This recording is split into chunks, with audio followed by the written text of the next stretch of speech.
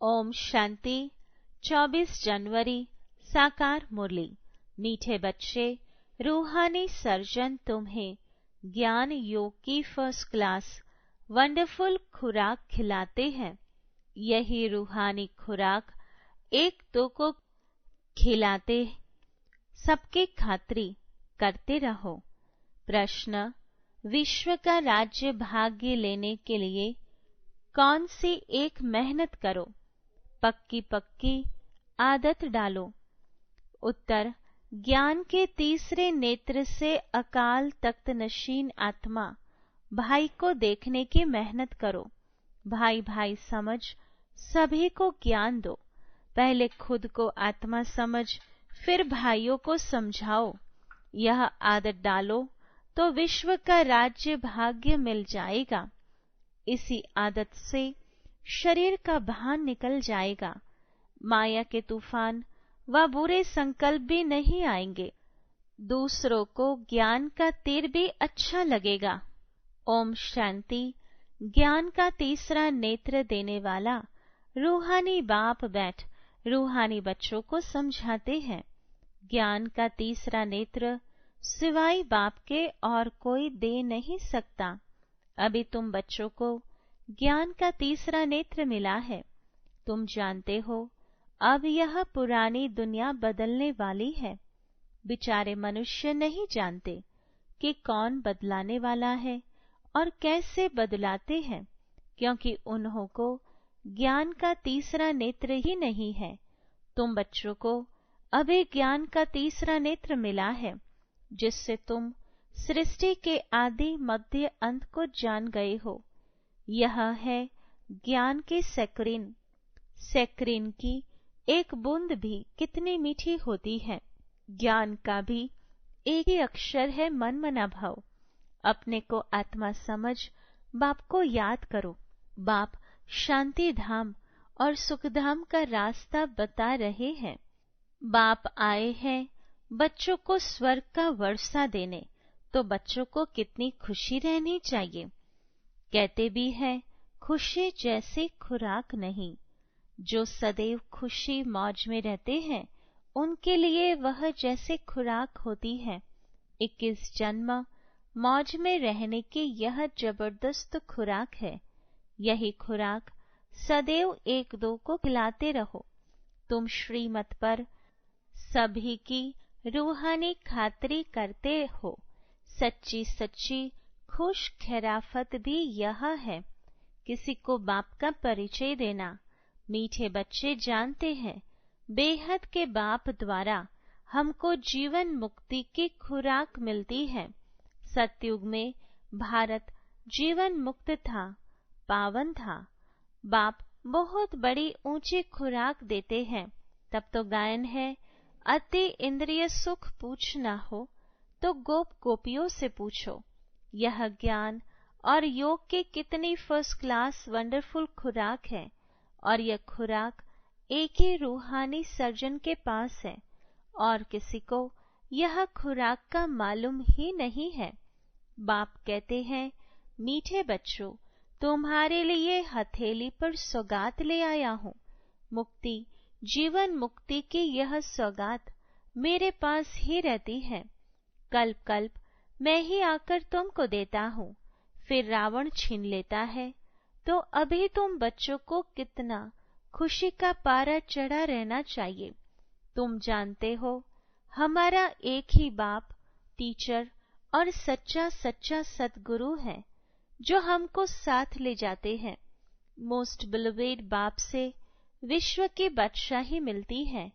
यह कम बात है क्या? सदैव हर्षित रहना चाहिए। Godly student, life is the best. यह अभी का ही गायन है। फिर नई दुनिया में ही तुम सदैव खुशियां मनाते रहेंगे। दुनिया नहीं जानती कि सच्ची सच्ची खुशियां कब मनाई जाएंगी। मनुष्य को तो सत्युग का ज्ञान ही नहीं है, तो यहाँ ही मनाते रहते हैं। परंतु इस पुरानी तमोप्रधान दुनिया में खुशी कहाँ से आई? यहाँ तो त्राही त्राही करते रहते हैं। कितना दुख की दुनिया है। बाप तुम बच्चों को कितना सहज रास्ता बताते हैं। गृहस्थ व्यवहार में रहते कमल फूल समान रहो। दंडा डोरी आदि करते भी मुझे याद करते रहो। जैसे आशिक और माशूक होते हैं, वह तो एक दो को याद करते रहते हैं। वह उनका आशिक, वह उनका माशूक होता है। यहाँ यह बात नहीं है। यहाँ तो तुम सभी एक माशूक के जन्म जन्मांतर से आशिक हो रहते हो। बाप तुम्हारा आशिक नहीं बनता। तुम उस माशूक को आने लिए याद करते आए हो। जब दुख जास्ती होता है तो जास्ती सिमरन करते हैं। तब तो गायन भी है, दुख में सुमिरन सब करे, सुख में करे न कोई। इस समय बाप भी सर्वशक्तिमान है। दिन प्रतिदिन माया भी सर्वशक्तिमान तमो प्रदान होती जाती है। इसलिए अब बाप कहते हैं, मीठे बच्चे देही अभिमानी बनो। अपने को आत्मा समझ मुझ बाप को याद करो और साथ साथ देवी गुण भी धारण करो, तो तुम ऐसे लक्ष्मी नारायण बन जाएंगे। इस पढ़ाई में मुख्य बात है ये याद की ऊंचे ते ऊंच बाप को बहुत प्यार स्नेह से याद करना चाहिए। वह बाप ही नई दुनिया स्थापन करने वाला है। बाप कहते हैं, मैं आया हूं तुम बच्चों को विश्व का मालिक बनाने, इसलिए अब मुझे याद करो तो तुम्हारे अनेक जन्मों के पाप कट जाए। पतित पावन बाप को ही बुलाते हैं ना। अब बाप आए हैं तो जरूर पावन बनना पड़े। बाप दुख हरता सुख करता है। बरोबर सतयुग में पावन दुनिया थी तो सभी सुखी थे। अब बाप फिर से कहते हैं, बच्चे शांति धाम और सुख धाम को याद करते रहो। अभी है संगम युग। खेवैया तुमको इस पार से उस पार ले जाते हैं। नैया कोई एक नहीं, सारी दुनिया जैसे एक बड़ा जहाज है, उनको पार ले जाते हैं। तो मीठे बच्चों को कितनी खुशियां होनी चाहिए। तुम्हारे लिए तो सदैव खुशी ही खुशी है। बेहद का बाप हमको पढ़ा रहे हैं। वहाँ यह तो कब न सुना न पढ़ा। भगवान वाच, मैं तुमको राजयोग सिखाता हूँ। तुम रूहानी बच्चों को राजयोग सिखा रहा हूँ। तो पूरी रीति सीखना चाहिए, धारणा करनी चाहिए, पूरी रीति पढ़ना चाहिए। पढ़ाई में नंबरवार तो सदैव होते ही हैं। अपने को देखना चाहिए, मैं उत्तम हूँ, मध्यम हूँ व कनिष्ठ हूँ। बाप कहते हैं, अपने को देखो, मैं उच्च पद पाने के लायक हूँ, रूहानी सर्विस करता हूँ। क्योंकि बाप कहते हैं, बच्चे सर्विसेबल बनो, फॉलो करो। मैं आया ही हूँ सर्विस के लिए, रोज सर्विस करता हूँ, इसलिए ही तो यह रथ लिया है। इनका रथ बीमार पड़ जाता है तो मैं इनमें बैठ मुरली लिखता हूँ। मुख से तो बोल नहीं सकते तो मैं लिख देता हूँ, ताकि बच्चों के लिए मुरली मिस न हो। तो मैं भी सर्विस पर हूँ ना। यह है रूहानी सर्विस। बाप मीठे मीठे बच्चों को समझाते हैं, बच्चे तुम भी बाप की सर्विस में लग जाओ। On God fatherly service. सारे विश्व का मालिक बाप ही तुमको विश्व का मालिक बनाने आए हैं। जो अच्छा पुरुषार्थ करते हैं उनको महावीर कहा जाता है। देखा जाता है कौन महावीर है, जो बाबा के डायरेक्शन पर चलते हैं। बाप का फरमान है, अपने को आत्मा समझ, भाई भाई देखो, इस शरीर को भूल जाओ। बाबा भी इन शरीरों को नहीं देखते हैं। बाप कहते हैं, मैं आत्माओं को देखता हूँ। बाकी यह तो ज्ञान है कि आत्मा शरीर बिगर बोल नहीं सकती। मैं भी इस शरीर में आया हूँ, लोन लिया हुआ है। शरीर के साथ ही आत्मा पढ़ सकती है। बाबा की बैठक यहाँ है। यह है अकाल तख्त। आत्मा अकाल मूर्त है। आत्मा कब छोटी बड़ी नहीं होती है, शरीर छोटा बड़ा होता है। जो भी आत्माएं हैं उन सभी का तख्त यह भ्रुकुटी का बीज है। शरीर तो सभी के भिन्न भिन्न होते हैं। किसका अकाल तख्त पुरुष का है, किसका अकाल तख्त स्त्री का है, किसका अकाल तख्त बच्चे का है। बाप बैठ बच्चों को रूहानी ड्रिल सिखलाते हैं। जब कोई से बात करो तो पहले अपने को आत्मा समझो।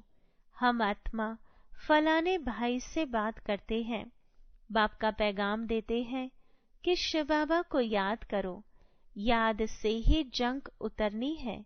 सोने में जब अलॉय खाद पड़ती है तो सोने की वैल्यू ही कम हो जाती है। तुम आत्माओं में भी जंग पड़ने से वैल्यू लेस हो गए हो। अब फिर पावन बनना है। तुम आत्माओं को अब ज्ञान का तीसरा नेत्र मिला है। उस नेत्र से अपने भाइयों को देखो। भाई भाई को देखने से कर्म इंद्रियां कभी चंचल नहीं होंगी। राज्य भाग्य लेना है, विश्व का मालिक बनना है, तो यह मेहनत करो।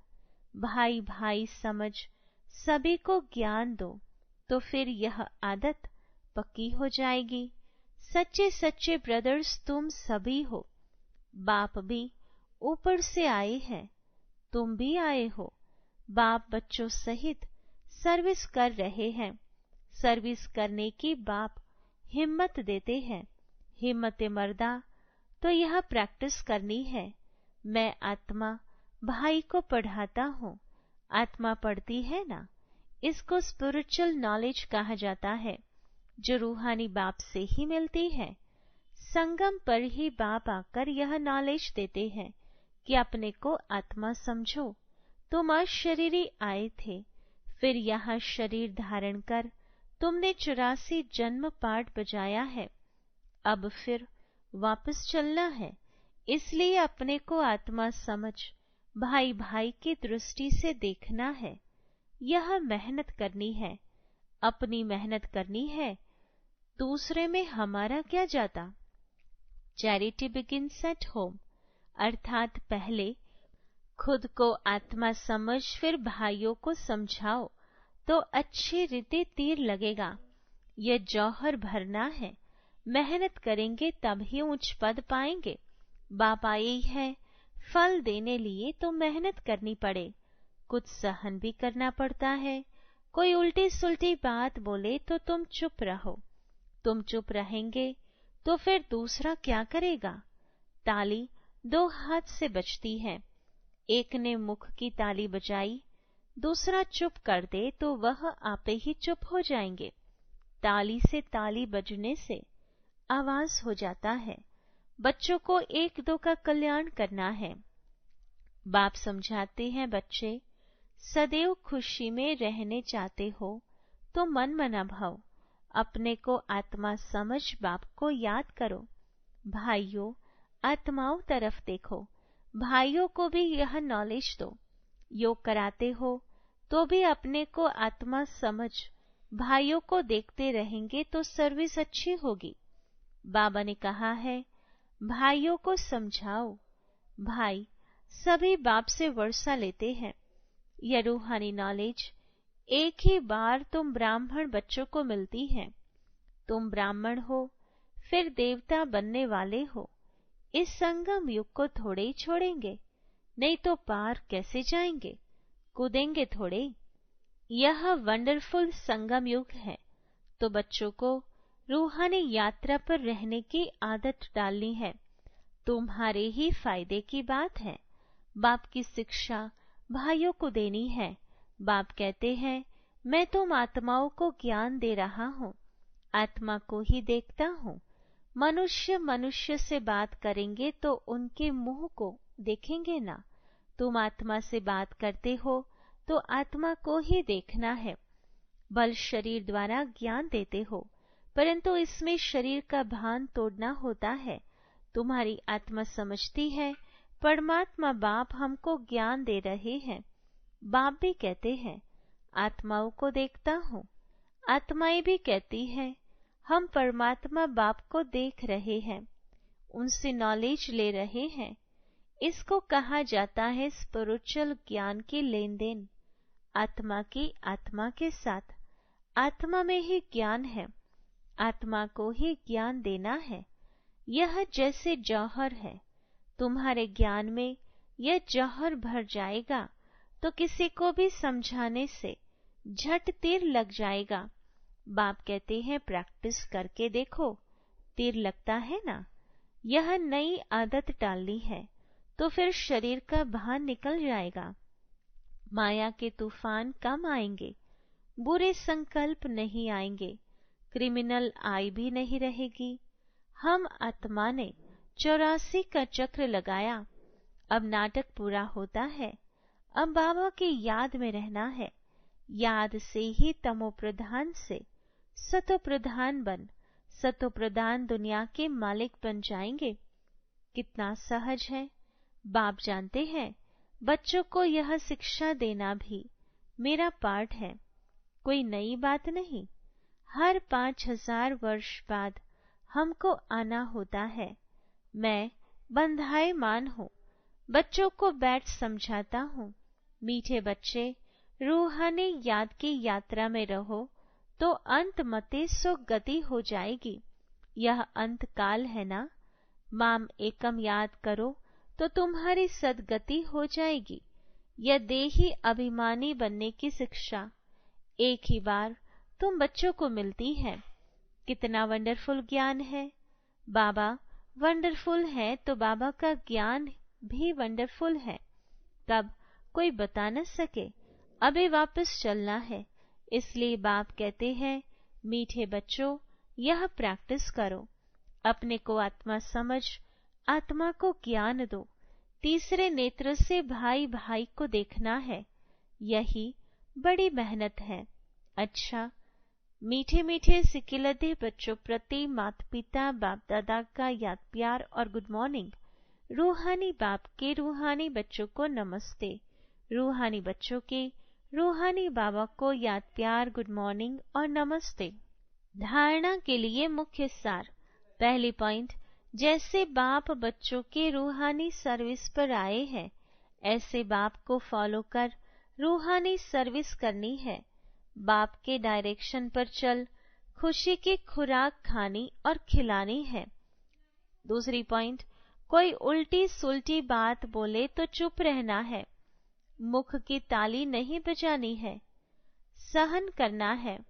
वरदान, साइलेंस के साधनों द्वारा माया को दूर से पहचान कर भगाने वाले माया जीत भव। विस्तार है, माया तो लास्ट घड़ी तक आएगी, लेकिन माया का काम है आना और आपका काम है दूर से भगाना।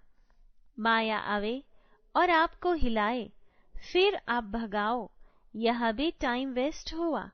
इसलिए साइलेंस के साधनों से आप दूर से ही पहचान लो कि ये माया है, उसे पास में आने न दो। अगर सोचते हो क्या करो कैसे करो, अभी तो पुरुषार्थी हो, तो यह भी माया की खातिरी करते हो, फिर तंग होते हो। इसलिए दूर से ही परख कर भगा दो तो माया जीत बन जाएंगे। स्लोगन, श्रेष्ठ भाग्य की रेखाओं को इमर्ज करो तो पुराने संस्कारों की रेखाएं मर्ज हो जाएंगी। ब्रह्मा बाप समान बनने के लिए विशेष पुरुषार्थ। जैसे वृक्ष का रचयिता बीज जब वृक्ष को अंतिम स्टेज आती है तो वह फिर से ऊपर आ जाता है, ऐसे बेहद के मास्टर रचयिता सदा अपने को इस कल्प वृक्ष के ऊपर खड़ा हुआ अनुभव करो। बाप के साथ साथ वृक्ष के ऊपर मास्टर बीज रूप बन शक्तियों की, गुणों की, शुभ भावना, शुभ कामना की, स्नेह की, सहयोग की किरणें फैलाओ। Om Shanti. To watch Peace of Mind channel videos on YouTube, subscribe us on youtube.com/tvpeaceofmind. Just a click for a peaceful life.